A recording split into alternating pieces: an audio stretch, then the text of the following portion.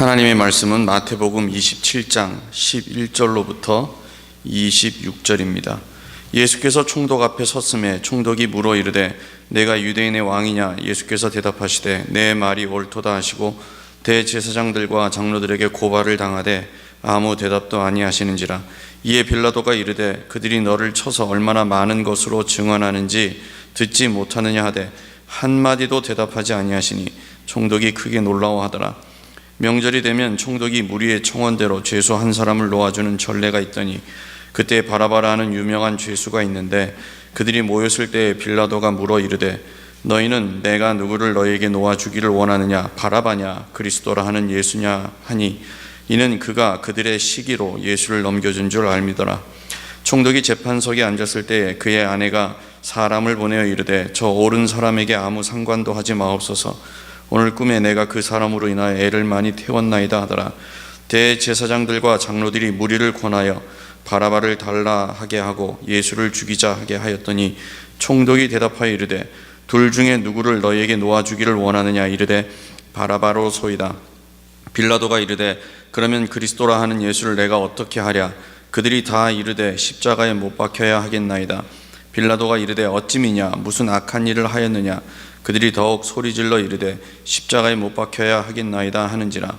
빌라도가 아무 성과도 없이 도리어 밀란이 나려는 것을 보고 물을 가져다가 무리 앞에서 손을 씻으며 이르되 이 사람의 피에 대하여 나는 무죄하니 너희가 당하라. 백성이 다 대답하여 이르되 그 피를 우리와 우리 자손에게 돌릴지어다 하거늘. 이에 바라바는 그들에게 놓아주고 예수는 채찍질하고 십자가에 못 박히게 넘겨주니라. 아멘.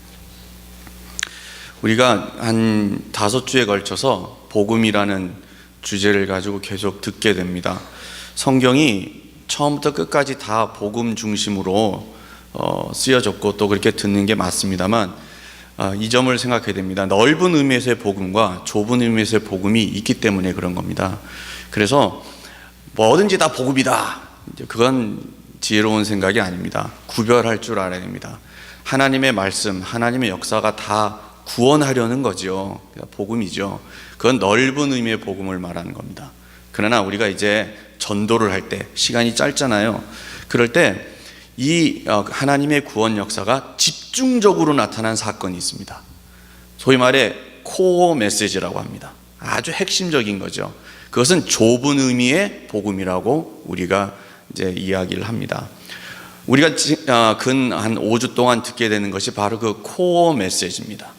예수님이 세상에 오신 것이 복음이죠. 어린아이부터도 예수님은 예수님이니까 그분이 하시는 모든 일도 복음은 복음입니다. 병자를 구원해주고 죽은 사람을 살리는 거 다 복음이죠. 그러나 우리가 지금 듣게 되는 것은 그것이 아닙니다. 바로 뭐냐면 예수님의 죽음과 예수님의 살아나심, 이것을 우리가 듣게 됩니다. 그래서 협소한 의미의 복음이다. 그게 무엇이냐 하면 바로 십자가와 부활, 이렇게 이야기를 합니다. 성경 모든 것이 예수님의 십자가의 의미를 밝히려고 쓰여집니다. 예를 들면 구약에 보면 어린 양의 제사가 있죠. 그렇죠? 제사제도 보셨을 겁니다. 쭉 연구를 해보면 그건 왜 있느냐? 십자가의 의미를 드러내기 위한 것입니다. 거기 어린 양이 왜 있느냐? 예수님을 보여주려고 하는 겁니다.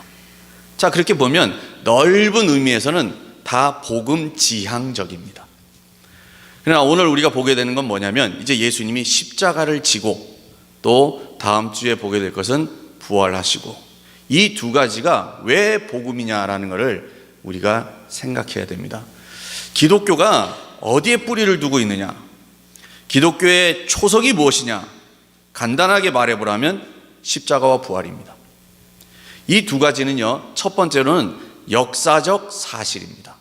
다시 말해 기독교는 이론 위에 서는 게 아닙니다. 이론 위에 서서 말 많이 하는 거, 그거 기독교 아닙니다.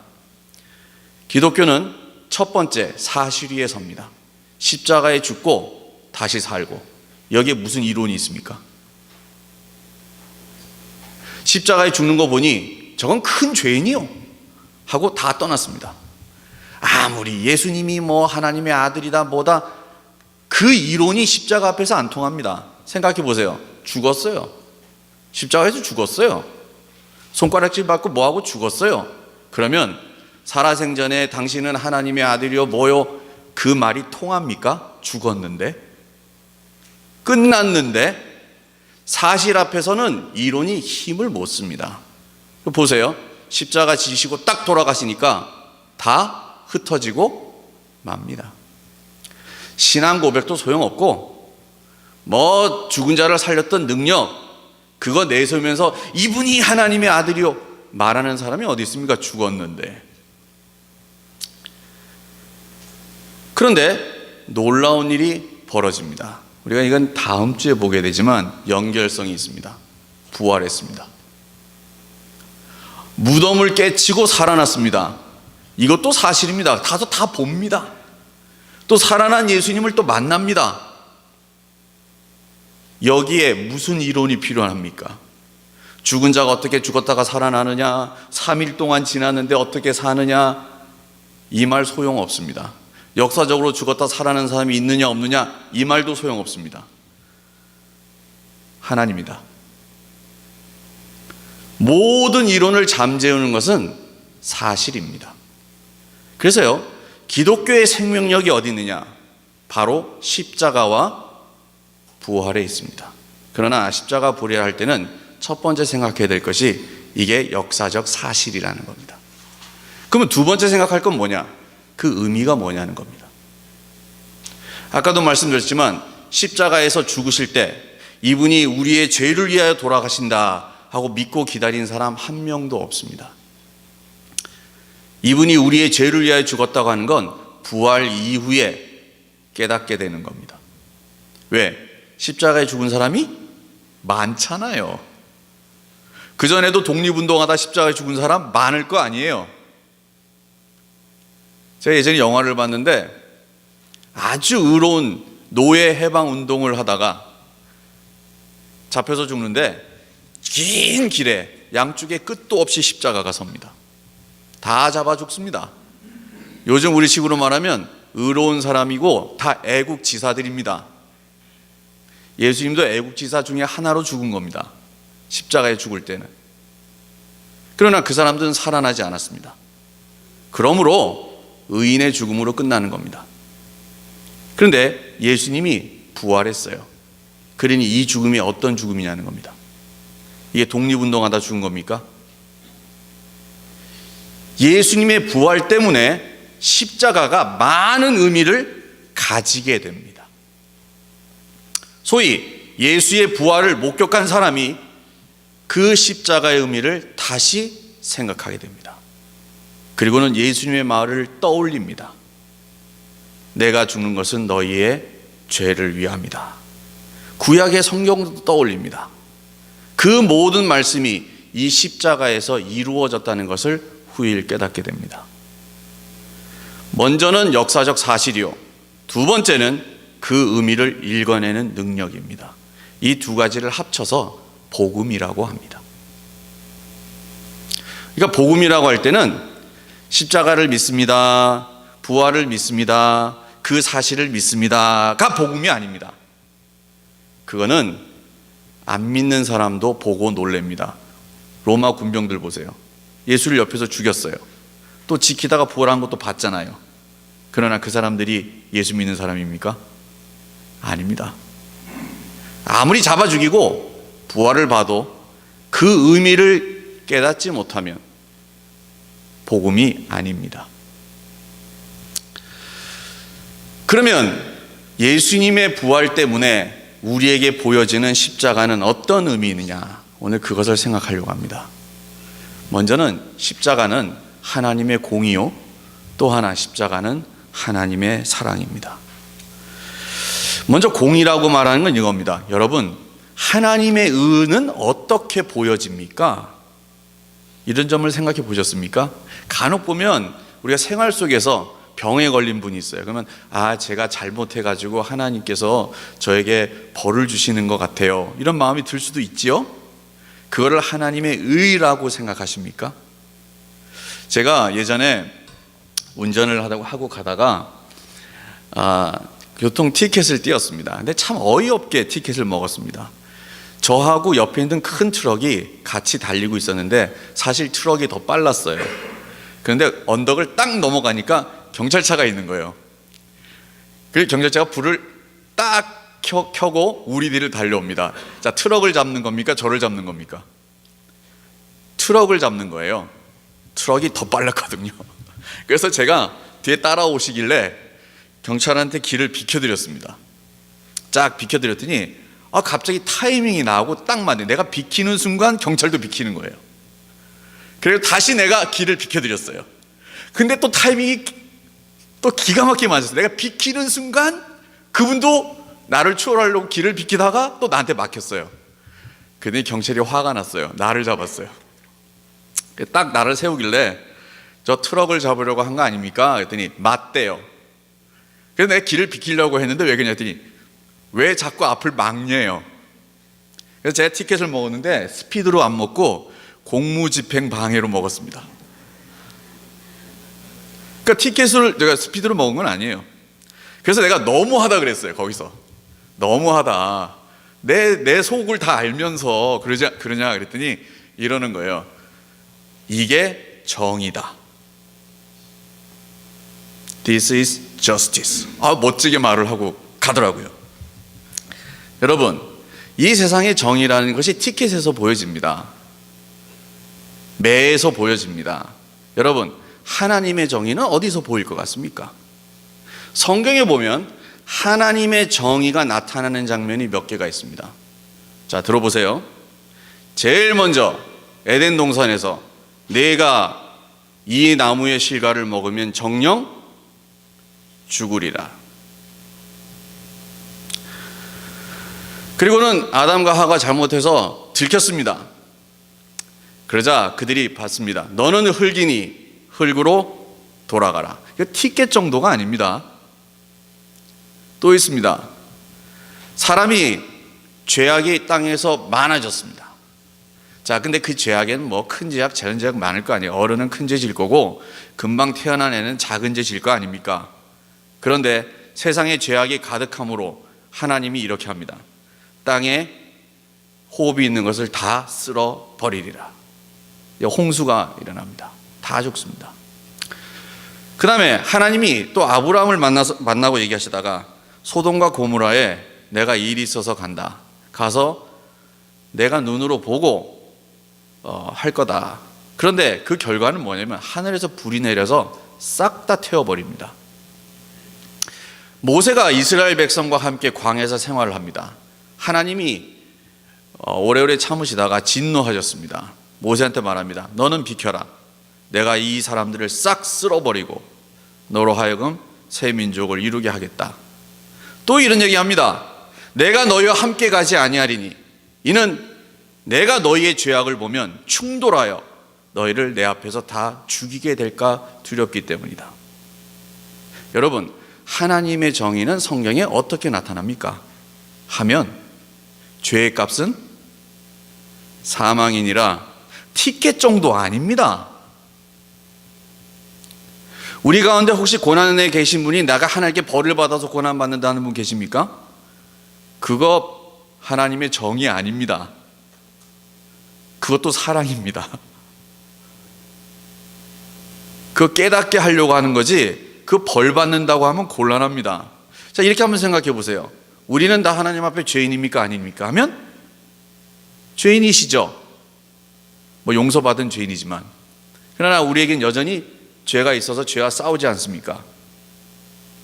혹시 죄를 좋아하는 분 계세요? 그분은 거듭난 사람은 아니에요. 죄를 짓더라도 거듭난 사람은 죄를 싫어합니다. 이게 선호도가 달라집니다. 여전히 죄를 좋아하면 그 사람 예수 믿는 사람 아닙니다. 성령의 사람 아닙니다. 성령의 소욕은 성경에 있습니다. 육신의 정욕과 싸웁니다. 그래서 못하게 합니다. 그래서 우리의 마음이 달라집니다. 죄를 좋아하지 않아요. 그러나 좋아하지 않는 것과 죄를 범하는 건 또 별개의 문제입니다. 속아서, 약해서 뭐 이런 거 있어요. 그런데 우리가 다 죄인이죠. 그래서 그 결과는 뭡니까 하면 다 죽습니다. 우리도 이 땅에서 하나님의 정의를 경험합니다. 하나님의 정의는, 죄에 대한 하나님의 저스티스는 생명을 취하는 겁니다. 자, 십자가에 예수님이 지금 죽습니다. 여러분, 하나님이 나에게 진노하시면 어떻게 될 것 같습니까? 라는 것을 십자가에서 보아야 합니다. 하나님이 죄인에 대하여 진노하시는 그 정의의 양상이 어디 있습니까? 하면 에덴 동산 정도가 아니고, 소돔과 고모라 정도가 아니고, 노아의 홍수 정도가 아니고 십자가에서 보여집니다. 얼마나 잔인합니까? 저렇게 죽어야 합니까? 성경은 예수님이 죄가 없다고 말합니다. 계속 그래서 재판도 8번이나 받으시고, 옆에 있는 사람들이 다 그분은 죄가 없다. 오늘도 빌라도도 그런 얘기를 합니다. 무슨 죄를 졌느냐? 그렇지만 예수님이 죽는 모습을 보십시오. 얼마나 모독을 느끼며 죽습니까? 죽어도 존엄사라는 게 있잖아요. 존중해 주면서 죽여야 되지 않습니까? 그런데 하나님이 예수님을 죽이는 모습을 보세요. 발가벗깁니다. 영화에 보면은 예수님이 십자가에 있는데 약간 이렇게 천을 걸치죠. 그건 영화니까 걸친 겁니다. 다 벗깁니다. 성경에도 보면 속옷을, 통으로 짠 것을 제비 뽑습니다. 발가벗깁니다. 그러면 그 앞에 가서 욕을 합니다. 침을 뱉습니다. 여러분, 사람을 죽여도 이렇게 죽일 수 있습니까? 또 하나, 스데반은 죽을 때 하늘이 열리면서 예수님이라도 봤죠. 예수님은 어떻게 죽습니까? 하늘이 닫아버립니다. 깜깜해져 버립니다. 심지어는 예수님도 소리를 지릅니다. 아버지, 왜 나를 버리십니까? 교통이 끊어졌어요. 여러분, 하나님의 정의를 가장 분명하게 보여주는 것은 십자가입니다. 이게 종말에 있을 일입니다. 여러분, 불의 심판 합니다. 예수님이 재림하시면 하나님의 정의가 이루어집니다. 그것을 미리 보여주는 게 십자가입니다. 알고 기다리십시오. 아주 무서울 겁니다. 티켓 정도 아닙니다. 그러면 이 긴 시간 동안 십자가 외에 왜 하나님의 정의는 안 보입니까? 그것은 기다리는 겁니다. 이 정의 앞에 살 자가 없기 때문에. 우리는 말 참 조심해야 됩니다. 간혹 보면은요, 하나님이 있다면 이럴 수가 없도다. 하나님이 나서서 하셔야 된다. 하나님이 저 사람의 벌을 줘야 된다. 도대체 알고나 하는 얘기입니까? 그게 어떤 얘기인지?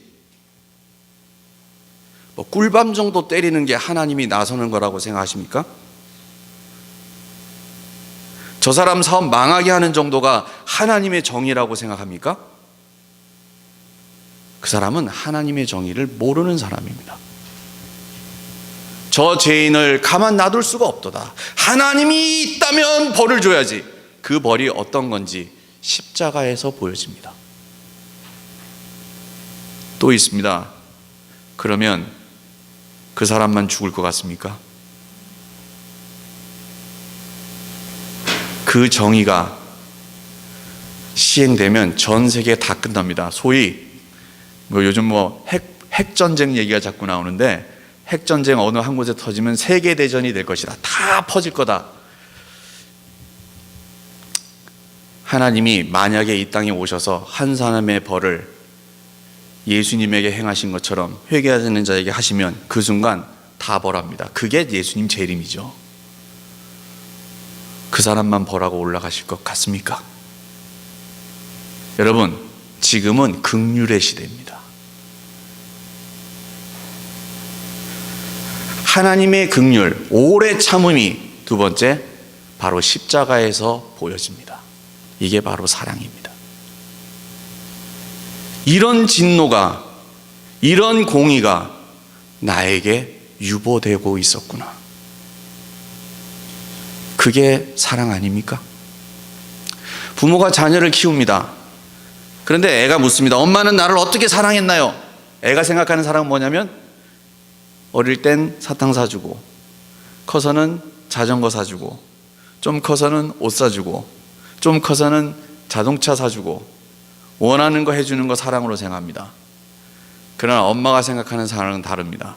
오래 참았잖아. 내쫓고 싶은 거. 사랑이 뭡니까? 하면 성경이 얘기 말합니다. 오래 참는 것을 사랑이라고 합니다. 여러분 좋아하시는 고린도서 13장에 보면 제일 먼저 등장하는 사랑의 속성이 있습니다. 사랑은 언제나 오래 참고.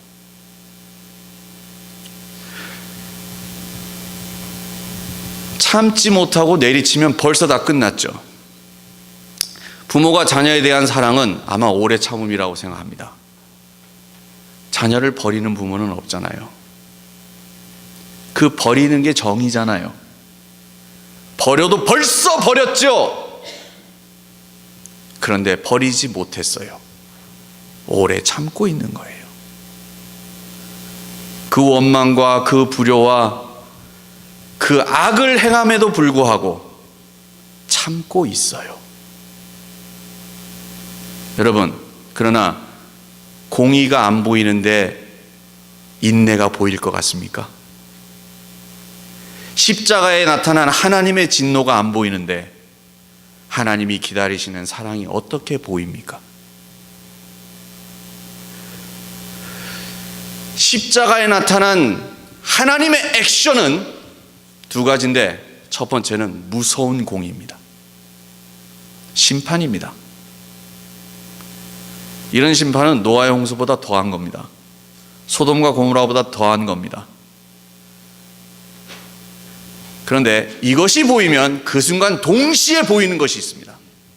지금 나에 대하여 기다리고 있습니다. 그럼 무엇을 기다리는 겁니까? 무엇을 기다리고 있는 겁니까? 세 번째 생각할 겁니다. 바로 우리의 응답을 기다리고 있습니다. 우리의 반응입니다. 부모가 자녀에게 기다리는 게 뭡니까? 성공하길 기다리고 있습니까? 정말 그렇습니까, 여러분?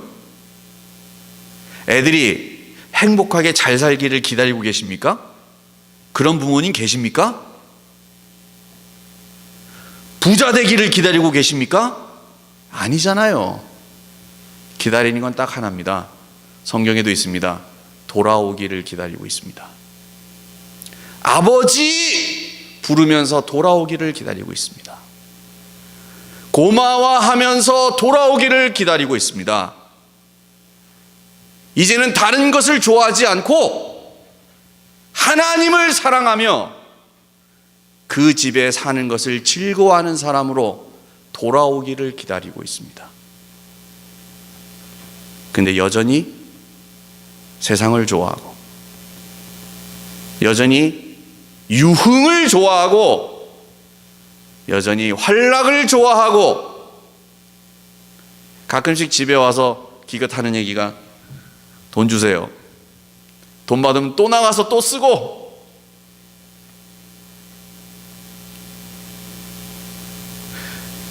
그러고 있다면 하나님 더 기다려야 되지 않습니까? 그런데 이 하나님의 공의와 하나님의 오래 참음을 십자가에서 보면서 돌아오는 사람이 있습니다. 이 사람이 아주 간단히 말하면 복음의 능력을 경험한 사람입니다. 두 종류의 교회인이 있다고 생각합니다. 첫 번째는 복음이 뭔지를 알아서 말로 막 얘기를 합니다. 그런데 복음의 능력은 도무지 경험 못한 사람이 있습니다. 이건 말쟁이입니다.